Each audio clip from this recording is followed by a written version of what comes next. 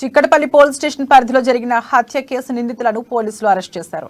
గత ఆగస్టులో మహిళలను దారుణంగా గొంతు నులిమి హత్య చేసి ఆమె ఒంటిపై ఉన్న బంగారు వెండి ఆభరణాలు దొంగిలించుకుని తప్పించుకుని తిరుగుతున్నారు.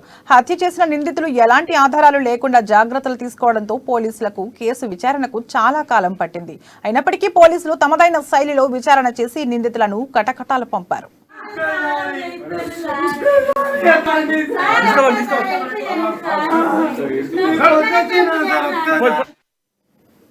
గత ఆగస్టులో నాగమయ్యకుంట నివాసి జీహెచ్ఎంసీ రిటైర్డ్ కార్మికురాలు లక్ష్మీబాయిని అదే ప్రాంతానికి చెందిన ఏ బాలమణి సాయి కుమారస్వామిలు హత్య చేశారు.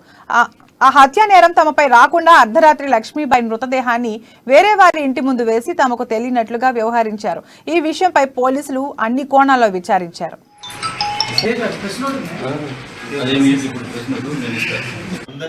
అక్కడ ఉన్న సుమారు ఒక 30-40 ఇళ్ళు ఆ వరుసలు ఉన్నటువంటి వీళ్ళందరినీ కూడా ప్రతి ఇల్లు మ్యాన్ టు మ్యాన్ మనము చేయడం జరిగింది. తర్వాత అక్కడ వాచ్ పెట్టాం, కంటిన్యూస్గా నిఘా పెట్టి ఎవరి మూమెంట్స్ ఏముంది, ఎవరి యాక్టివిటీలు ఉందంటే వీళ్ళు మొదటి నుంచి కూడా డౌట్ఫుల్గానే ఉన్నారు. కానీ మనం కేవలం సస్పీషియస్తో వాళ్ళు అడిగితే సమాధానం రావట్లేదు.